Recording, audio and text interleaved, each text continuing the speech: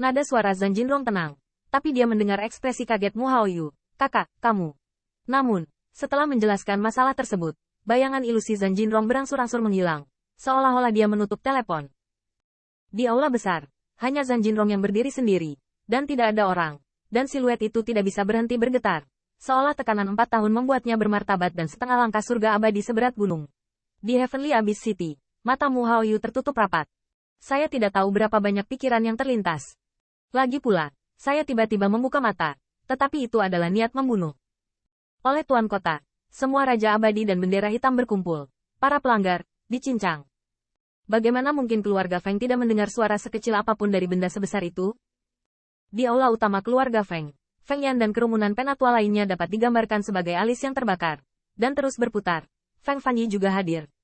Zhang Jinrong benar-benar memulai. Setelah membunuh 2 Raja Abadi dari klan Jie, kali ini, saya khawatir kemarahan klan Jie akan mereda seluruh lembah sungai. 1 tembakan dan 1 Raja Abadi. Zhang Jinrong memang cukup ganas. Tapi ini telah merusak semua retret. Melihat kerumunan tetua, Feng Zhengying dan Wang Aulin saling memandang. Perasaan sebelumnya, keluhan tahun itu masih datang. Tetapi tidak menyangka, Zhang Jinrong begitu sengit. Nada bicara Wang Aulin penuh kekaguman. Dunia menertawakannya seperti anjing liar. Tapi siapa yang berani membunuh Raja Abadi dalam sekejap mata? Pada tahun-tahun ini, Jinrong dapat memastikan bahwa tanah tandus seperti itu dapat mengalir dalam sup yang begitu padat.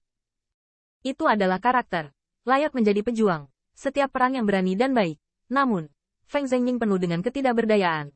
Sayang sekali kaisar perang sayangnya dikalahkan dan jatuh. Dan dengan satu pertempuran Jinrong tidak dapat kembali ke surga. Pada akhirnya, sebagai keluarga aristokrat di dunia peperangan utara, pertempuran melawan Jinrong memiliki beberapa titik emosi yang berbeda. Tetapi setelah emosi, 2 raksasa alkimia Dao paling menghargainya, atau Qin Yichen. Saya tidak tahu apa yang terjadi pada teman kecil Qin. Jika Anda kenalan, Anda harus pergi ke tempat lain. Penatua Pan Feng Tang.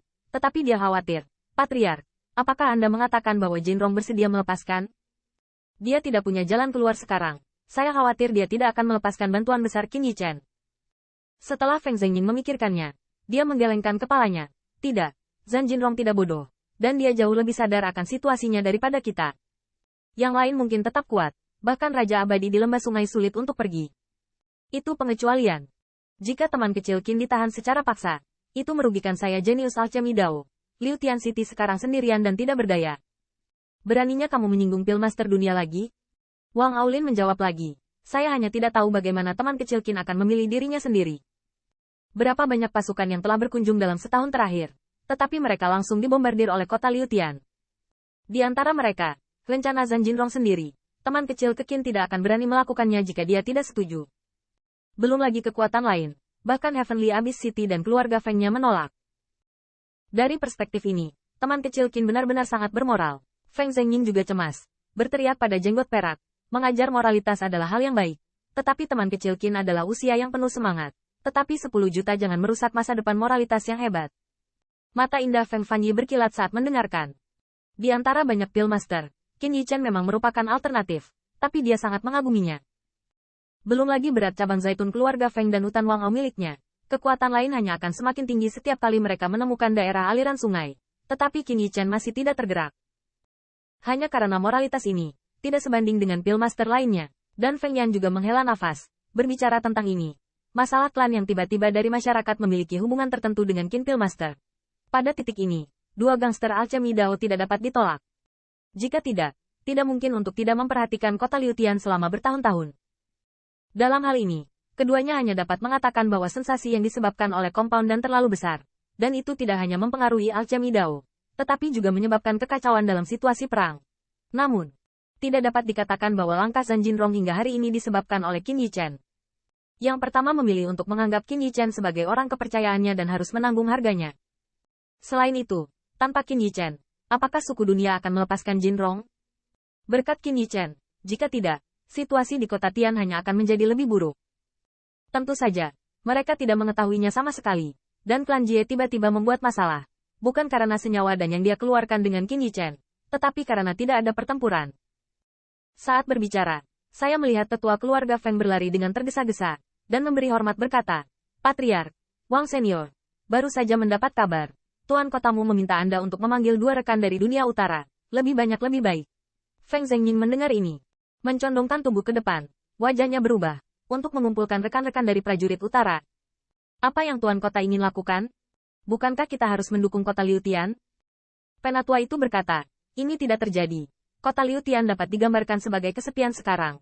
Tetapi Tuan Kota Mumu mengatakan bahwa apakah akan mempertahankan Qin Pil Master, tergantung pada rekan-rekan kita di dunia utara.